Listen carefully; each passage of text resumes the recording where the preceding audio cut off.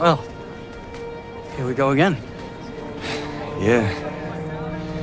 Never thought I'd be back on this mat. So Ralph, it's been 4 decades since the original Karate Kid. When you reflect back on all of that, how are you feeling now that this latest chapter has come to an end?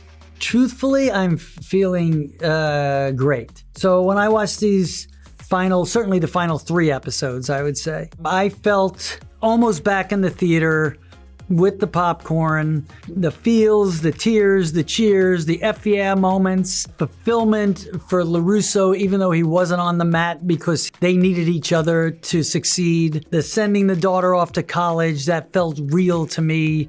I've had that scene in my life with both my kids. It felt like the themes of the Karate Kid were brought forward. It just felt like it landed in a good way, satisfying for the fan base, because the truth is, the fans have carried this franchise for 41 years and it's never gone away for me. Maybe for someone else, but I mean, even 20 years ago, everywhere I went, it would still come back to that. So to reward the fandom with this kind of entertainment and feel like the essence of what the Karate Kid was and how it has withstood and become a piece of pop culture, I feel great with that. There's a bittersweetness. I miss the crew and the cast of, your friends for life. But yeah, it's more for me, see ya next time as opposed to goodbye forever. It's the Karate Kid universe, man. You can't count these kids out. There's a great moment in part 3 where Johnny asks Daniel to be his sensei for this big tie-breaking fight. Be my sensei. Thought you'd never ask. Can you speak a little bit about where the series leaves these 2 former nemeses? Yeah, well, that's the beauty of it. I mean, that these guys have learned to push all the crap down and let it rise to the top as far as who they are and what their intentions are. They're both good. They couldn't get out of each other's own way. They will still butt heads like any good married couple. Whoa, let's take a break. No, I can go on. Daniel-san is right. Need to conserve energy. I haven't got it started.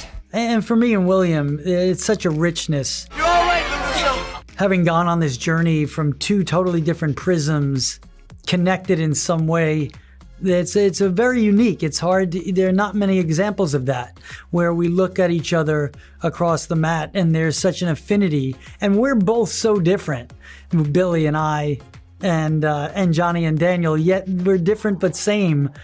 In parallels, life imitating art. Couldn't have done it without you. You too. I mean, he's one of my best friends now. Who knew? You would have told me that back in 1984. In 1984, I was more like, well, thank God I never have to see that guy again. After getting my ass kicked for 3.5 months. And now he's one of the first calls I'd make, and vice versa. Really sweet, really special. And I think we both recognize we're part of something that brings such joy to people in a world that isn't always joyful. So that's kind of a privilege. It's always been about these 2 at the end of the day. They couldn't stand each other back in the day. Daniel kind of forgot about him in between, even though Johnny never did. And then the moment they were back in each other's lives, they were just a thorn in each other's side. Even as they, got together and started working together, it took just the littlest little thing for them to get set off, against one another. We finally have arrived at a place where they actually can have mutual respect for one another. And it's because they've walked a mile in each other's shoes in a real way, not just trying to, get through something. And I think we've left them in a place where they're going to continue to have strong opinions. They're going to continue to have disagreements, but they have a new past to look back on that is going to be more reflective of the healing that they've gone through and the understanding that they're not enemies. They just see the world a little differently.